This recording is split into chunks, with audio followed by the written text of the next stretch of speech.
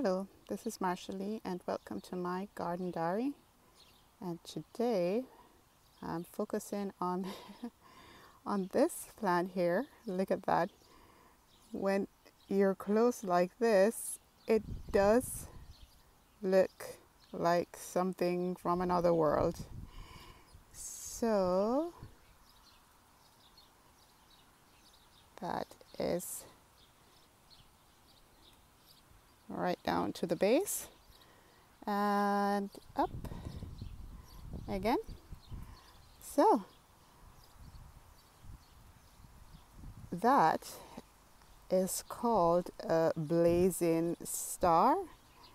And look at that.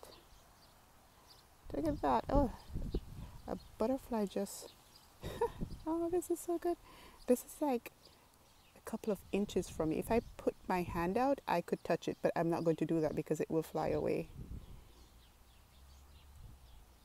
So we have quite a few butterflies in the garden right now. They really love the echinaceas, and they are, look at that. Oh, that is so good. Open up. Yeah. Huh.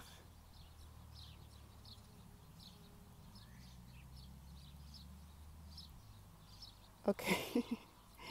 Oh, I feel so good right now. That's one of the reasons why I like gardening. Look at that. It looks black, but when the wings open, yeah, it's gone. Oh, that kind of made my day. Okay, so back to this right here. So this is called a blazing star, and you can see that this flower here is feathery.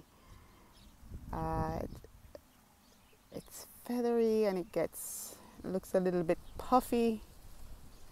Actually, it reminds me of cotton candy, just a little bit like cotton candy. So let me get out. That looks like cotton candy.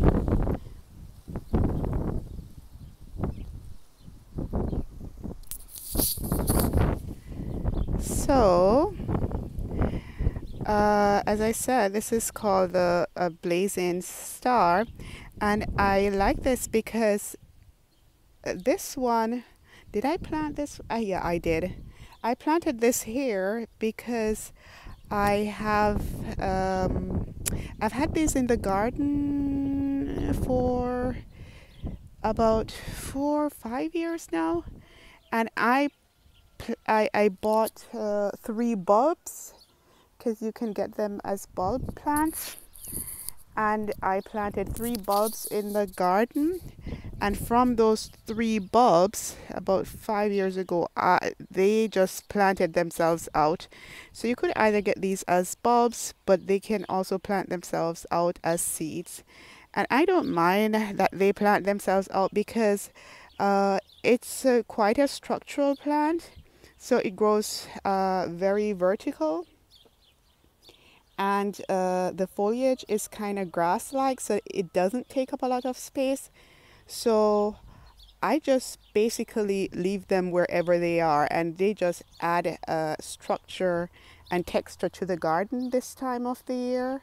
So I don't worry about these. It's a plant that plants itself out, but it's not a bother. It's not a nuisance. It's not a weed. It's something that you know, I don't mind that it plants itself out. Right. So we can see that it has the kind of pink purple bloom. It adds interest to the garden. The way the blooms open is also different. Usually the blooms would open from the bottom to the top, so the top ones would be the last blooms to open, but this one opened from top to bottom. So that's the top of the plant there, and then those buds are open, but if you go down to the bottom, the small buds there are not open as yet. So this is a quite interesting plant, and if we go in, so we can do when the buds are closed, they're quite nice and interesting as well. So I like this plant.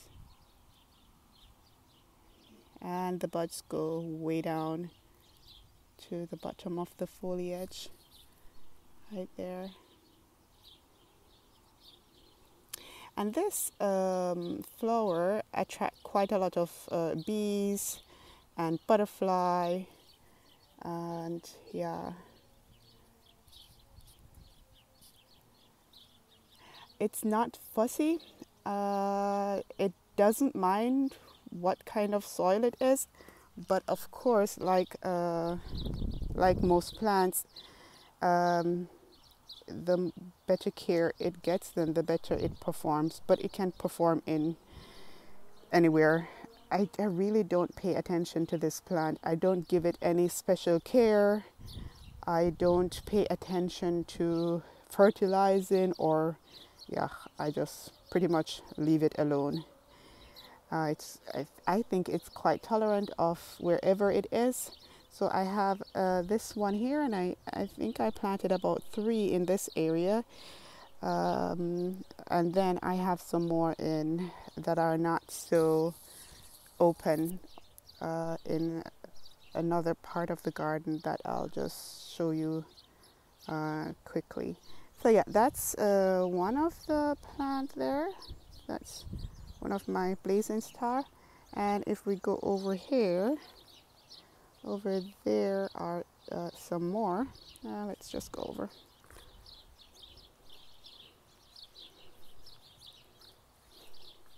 Right, so here we have some more.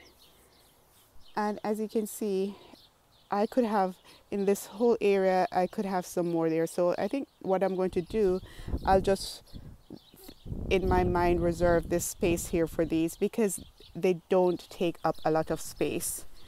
And so, you know, I can have more here, and then that would be a little bit more dramatic. And these have just started opening, and even with not so many blooms open, it's still dramatic and still looks quite nice there.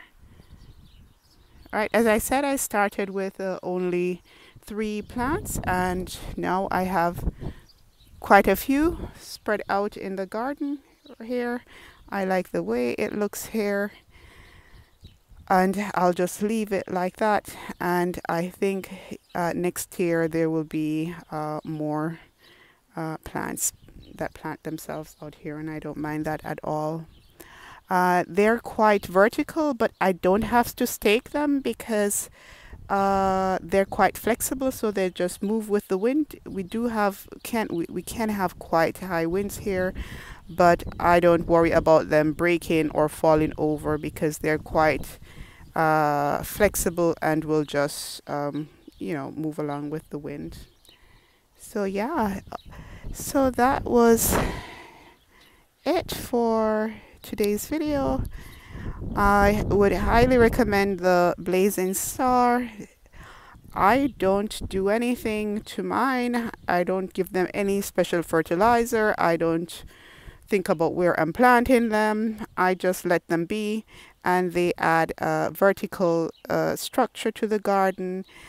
They start blooming about this time in early mid-July, when the first flush of rose blooms are gone. So then, you know, the main point of interest in the garden then will turn to these.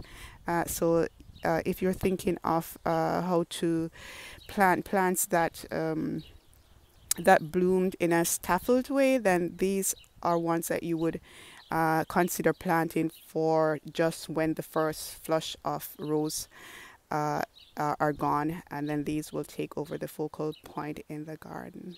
So yeah, lavendel still going well, baby's breath still going well, pot marigold also going well, and then we have our